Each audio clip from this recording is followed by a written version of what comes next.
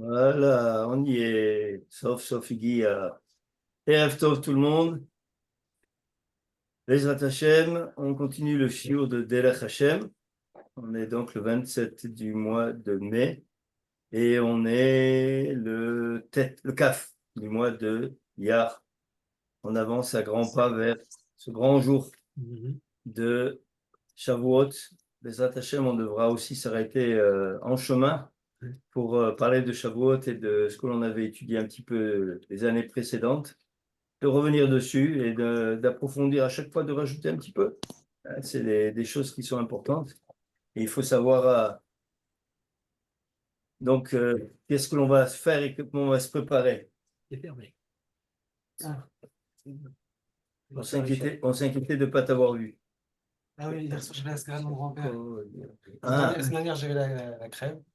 La grille. Non, il ne faut pas crever comme ça. Avec une petite grille, quoi. Ouais. On s'est tous transmis à la maison. Non, donc c'est bien. C'est Voilà. comme ça. Et puis, Shabbat dernier. Ouais. Et après, c'est hier soir, j'avais la salade de mon grand-père Sevag. Ah oui. Jacob Sevag. Ouais. Voilà, c'était fait chez mon oncle. Les attachés. Un pneu, Hein? C'est pas un pneu. Donc on est dans le Derech Hashem, Perek. On est toujours dans le Bet. Michelin. Ouais, non. Et on est dans le Perek Shishi. Ouais. Donc dans les textes, Ouais. pour ceux qui ont le livre en hébreu français, c'est page voilà, 68. Et dans le livre en hébreu, c'est page 93. 93. Voilà. 92. Donc on a vu beaucoup de choses dans l'approche de la providence divine. Et on va voir là donc les sujets qui vont être abordés ici, qu'on va voir plus tard. On va voir cette fois-ci un petit peu donc dans la Hashgacha et dans le Seder de la Hashgacha. Qu'est-ce que ça veut dire la justice divine? Si tant est qu'on est capable de comprendre ce que ça veut dire la justice divine, puisque ça fait partie des secrets de la création qui, néanmoins, nous ont été révélés. Ça veut dire qu'on sait, néanmoins, comment ça se passe. Ce n'est pas quelque chose qui est dans l'absolu fermé totalement.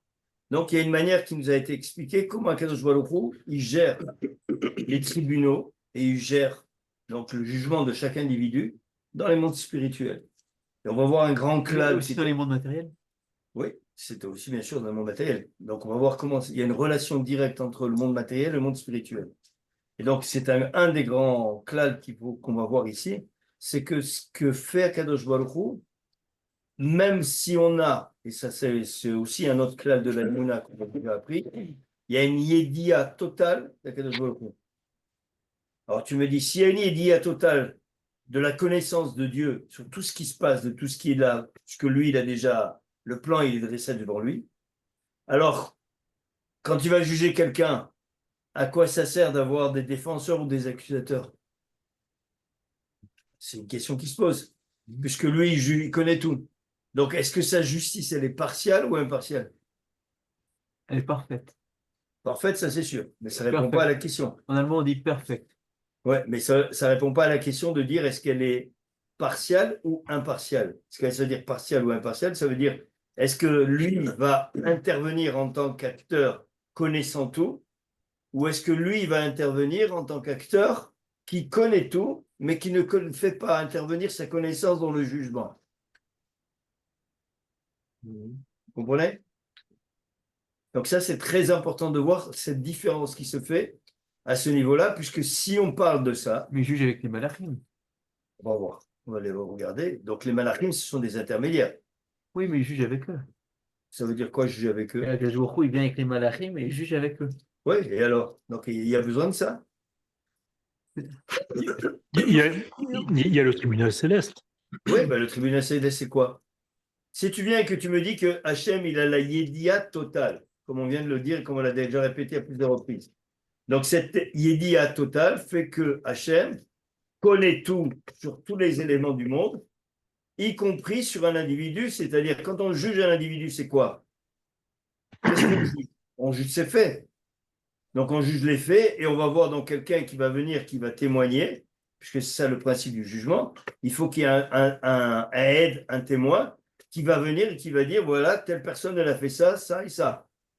Donc, il va venir donc dans le témoignage. Maintenant, tu vas voir comme c'est ce qu'il va nous expliquer dans le texte, de la même manière que dans le ciel, dans la terre, le jugement se fait avec un juge et avec un accusateur et un défenseur. De la même manière, dans le ciel, c'est fait ainsi. Alors tu vas me dire, à quoi ça sert d'avoir un accusateur et un défenseur si tu as le maître du monde qui est là, qui connaît tout et qui sait tout. Donc lui, il sait très bien si la personne elle a fauté ou elle n'a pas fauté. Il sait très bien si la personne elle a fait une bonne action ou pas une bonne action. Donc à quoi sert que maintenant tu as un défenseur ou un accusateur qui viennent au milieu rajouter quelque chose par rapport à la connaissance de Dieu?